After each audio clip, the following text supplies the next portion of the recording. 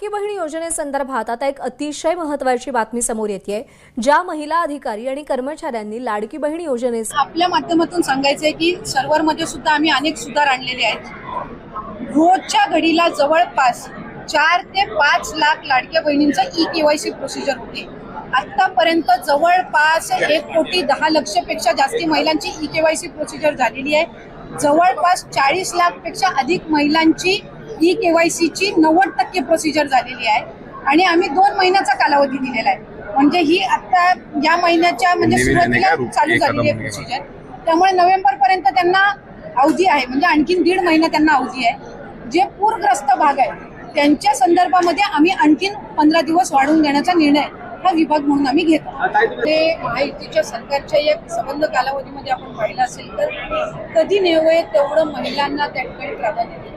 इतर वेळेला 50-51% आरक्षण हे महिलांना स्थानिक स्वराज्य संस्थेमध्ये निश्चितपणाने असतं, पण कुठेही ती महिला मतदार किंवा ती वोट बँक गृहीत न धरता महिला सक्षमीकरणाचं भक्कम पाऊल हे महायुतीच्या सरकारने उचललं।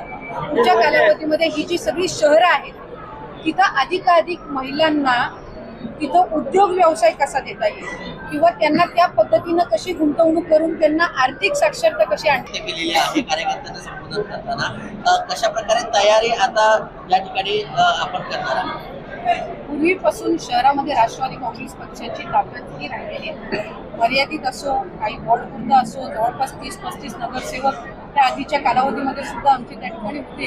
काम करत असताना आम्ही जरी महायुतीमध्ये असतो, आमचे 3 पक्ष आहेत, त्यातले राष्ट्रवादी काँग्रेस पक्ष सोडून 2 आमचे मित्र पक्ष आहेत, त्यात भारतीय पण अजून 3रा आहे।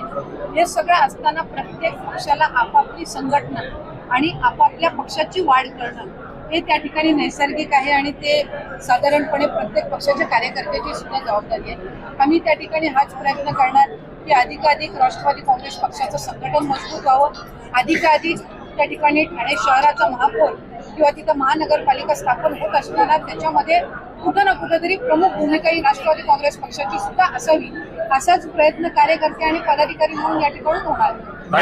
वादग्रस्त विधान देतात त्याला कुठेतरी अजित पवारांनी नोटीस बजावलेली आहे, तरी सुद्धा थांबत नाही। त्यामुळे कशा पद्धतीने पक्षश्रेष्ठी आणि दादांनीच त्या संदर्भातलं उत्तर दिलेलं आहे आणि त्यांना जी काही नोटीस असेल किंवा जी काही पक्षाकडण्याची समज आहे ती आदरणीय दादा असतील, प्रदेश अध्यक्ष असतील, आमचे वरिष्ठ नेते त्यांच्या पातळीवर त्या ठिकाणी ते घेतील। काही पालकमंत्री पदाचा क्रीडा सुटलेला नाही। महाराष्ट्रामध्ये तो प्रश्न का अजून अंमलात येत नाही? इतर राज्यांमध्ये आलेला महिलांना मासिक पाळीमध्ये मला वाटतंय आत्ताच साधारणपणे एखाद्या कुठल्या राज्याने तो निर्णय घेतलेला आहे। आपण एक गोष्ट समजून घेतली पाहिजे की आपल्या देशामध्ये अनेक राज्य आहेत। प्रत्येक राज्याची भौगोलिक परिस्थिती, तिथली आर्थिक परिस्थितीमध्ये वेगवेगळं समीकरण आहे आणि वेगवेगळी तिथली परिस्थिती असते। आज आपण एका बाजूला म्हणतो की महिला या सक्षम आहेत, महिला या प्रत्येक क्षेत्रामध्ये इक्वल आहे। एका बाजूला आपण ते म्हणत असताना महाराष्ट्र राज्य उद्योग व्यवसायामध्ये इव्हन जीएसटी कॉन्ट्रीब्युशन मध्ये बाकी राज्यांच्या तुलनेमध्ये आज पुढे आहे। महिलांची लोकसंख्या इथं मोठ्या प्रमाणामध्ये, त्याच्यामुळे काम करत असताना एखादी प्रायव्हेट सेक्टरमध्ये काम करत असेल, पब्लिक सेक्टरमध्ये काम करत असेल, कुठंही कुठल्याही सेक्टरला असं वाटायला नको की एखाद्या महिलेला आपण तिथं काम दिलेलं आहे तर त्याच्याने कुठलं तरी आपल्या कंपनीचं किंवा आपल्या व्यवस्थापनचं कुठे नुकसान होतं।